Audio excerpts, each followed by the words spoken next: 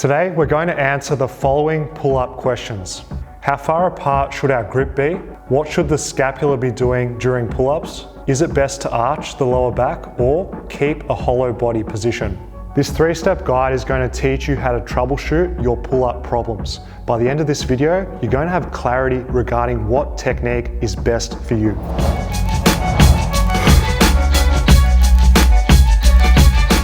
Today's question, do you train pull-ups with the goal of increasing strength or size? Comment now, because your response directly impacts what technique to use.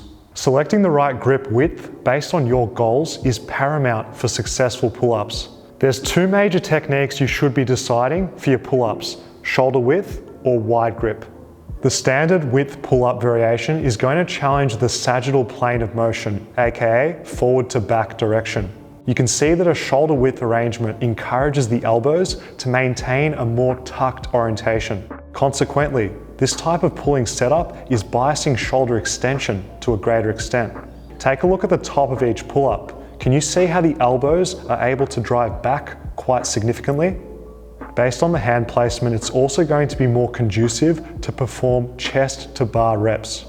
Moving on, let's contrast with the other option, a wider grip pulling technique. This variation emphasizes challenge within the frontal plane of motion, aka side to side. The wider we go with our grip, our shoulder position becomes more abducted. As a result of this setup, our elbows will start to flare out in order to maintain congruence with our shoulder anatomy. Going wider is going to inherently limit range of motion strength when pulling up. Our bony anatomy constraints force us to settle for chin height reps. Deciding what grip to use is simple when you know what your goal is from your pull-up training. It's safe to assume those of you watching are pursuing bodyweight and calisthenics strength goals.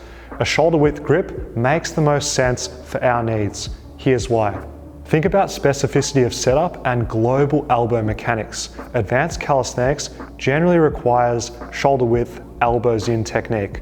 It makes sense to train using a technique that supports our goals at large. For those pursuing predominantly aesthetic, physique-based goals, there can be value for also incorporating wider grip pulls. Bodybuilders have long promoted the use of different techniques to maximize muscle growth. If the goal is increasing back size and you feel the lats working to a greater extent going wide, definitely choose that. Also, there is a definite argument to be made for the benefits of wide grip from a general variation standpoint. Employing a range of grip widths is standard bodybuilding practice. Doing so is proposed to exhaust the back muscles from alternate directions, comprehensively targeting otherwise dormant fibers. The simple fact that you're doing pull-ups with a growth mindset should be celebrated. Just keep in mind that over time, your goals and your preferences are going to change, so be willing to adapt accordingly. It's time to gain confidence regarding what scapular technique is best during pull-ups. Once again, there's 2 techniques to decide between for your pull-ups, scapular disengaged or engaged.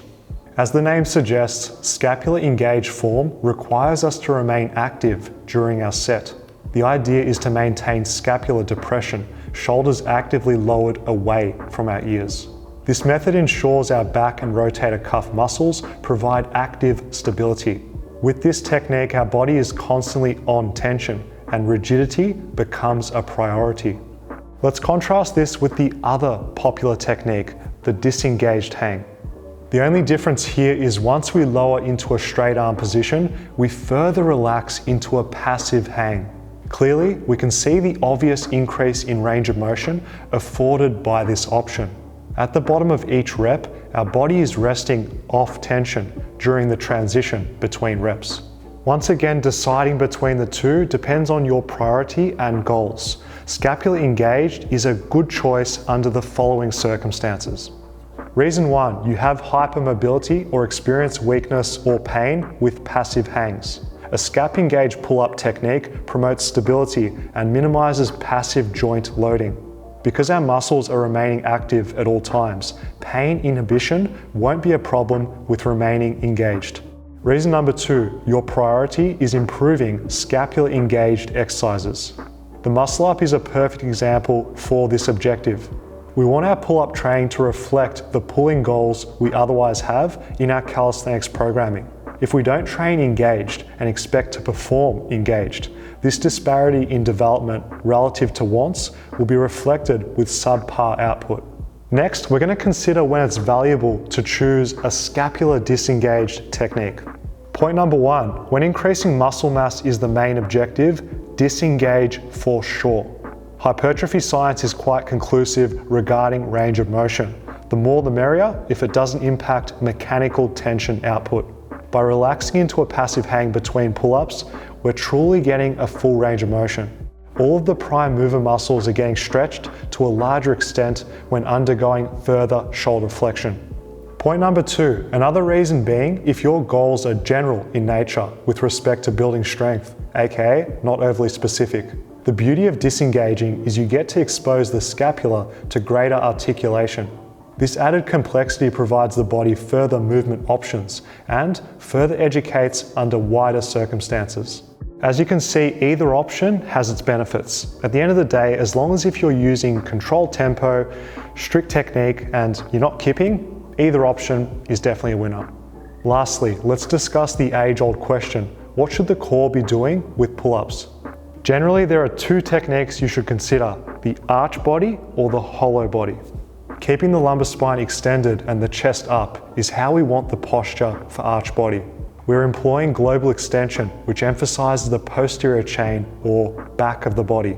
An interesting point is this technique decreases the distance we need to pull. Because the chest is raised higher relative to the bar, it's easier to achieve full range of motion.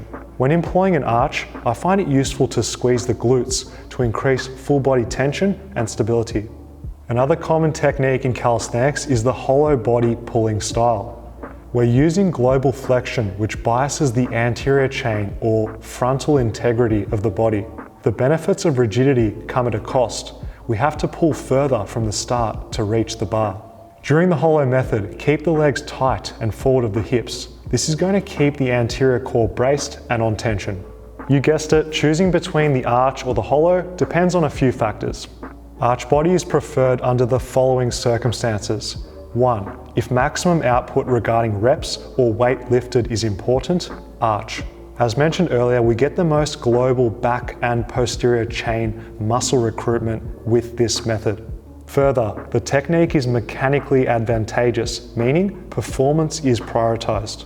2. If you don't care about specific strength gains and just want to build muscle, go ahead and arch.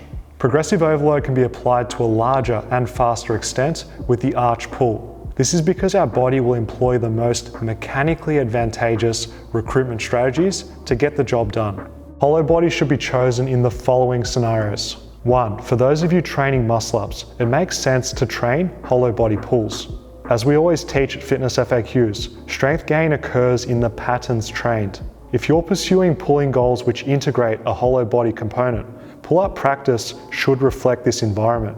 2. If you find pain when you're arching and hollow body causes no issues, hollow. There you have it everyone, that's your 3-step guide to correct pull-up technique.